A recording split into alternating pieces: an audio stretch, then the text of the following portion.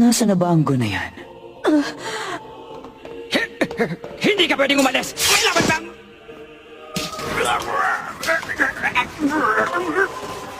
Saan siya? Ikaw sa waiting ko naman sa gilid! Salamat.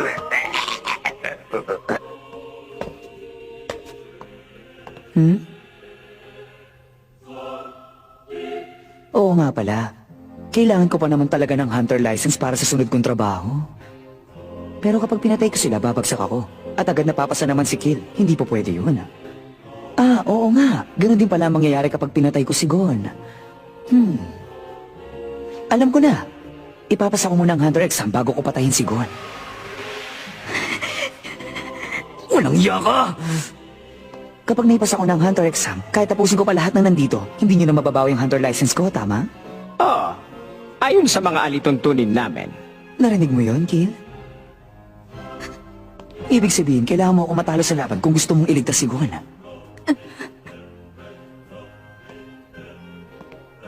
Lalabanan mo ba ako alang-alang sa kaibigan mo? Hindi mo kaya. Dahil mas nag-aalala ka sa ibang bagay ngayon. Nag-aalangan ka kung nasa iyo bang kakayahan para matalo ko o hindi. Tama ko, di ba? Pero siguro naman, alam mo na ang sagot sa problema mo. Alam mong hindi ka pa ganun kalakas para talunin ng kuya mo.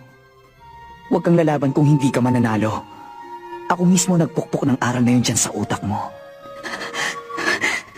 Huwag kang gagalaw. Sa oras na gumalaw ka, iisipin ko nagsimula na ang laban natin. At kapag nagdaplis ang anumang bahagi ng katawan natin, parehas lang, simula na ang laban. Isa lang ang paraan para pigilan ako. Alam mo yun. Pero huwag mong kalimutan, kapag hindi mo ako nagawang talunin ngayon, mamamatay ang mahal mong kaibigang si Gon. Gawin mo, Killua! Dali na! Huwag kang mag-alala! Hindi ka mapapailasaktan niya si Gon! Gagawin namin ang lahat para protektahan siya, kaya sige na! Huwag kang matakot sa kanya!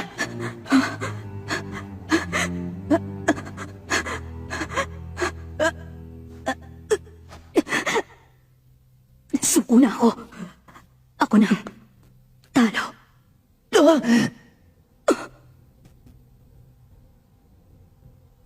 Ay, mabuti naman. Kung ganun tapos na ang laban natin dito. Nagsinungaling ako. Hindi ko naman tototohanan yung sinabi ko. Hindi ko papatayin si Gon. Sinusubukan lang naman kita. Pero ngayon alam ko na ang sagot mo, Kill. Wala kang karapatan makipagkaibigan. Naiintindihan mo? Hindi mo yun kailangan. Kaya itigil mo na. Mabuti pa makinig ka na lang sa amin ni Papa at gawin mo ang trabaho mo tulad ng dati mong gawi. Pagdating ng panahon, ako ang magsasabi sa'yo na mag-hunter exam ka uli.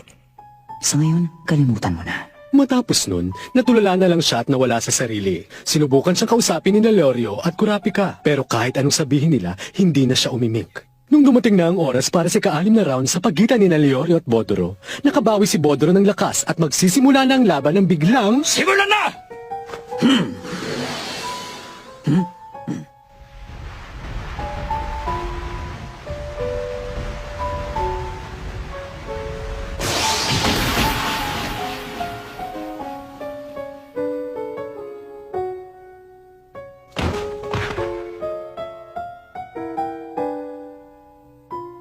Natapos ang lahat sa isang iglap. Pinatay ni Killua si Bodoro at na-disqualify siya. Pagkatapos nun, umalis na lang siya nang hindi man lang nagsasalita o lumilingon. Gon! Nasaan na sila? Hindi ka pa pwedeng tumayo! Dapat nagpapahinga ka! Gon!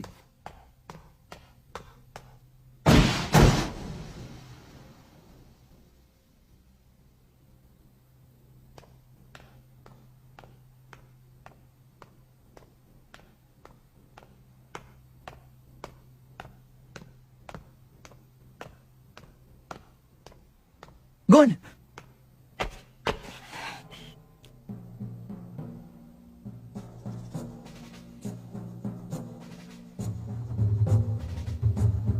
Mag-sorry ka kay Killua!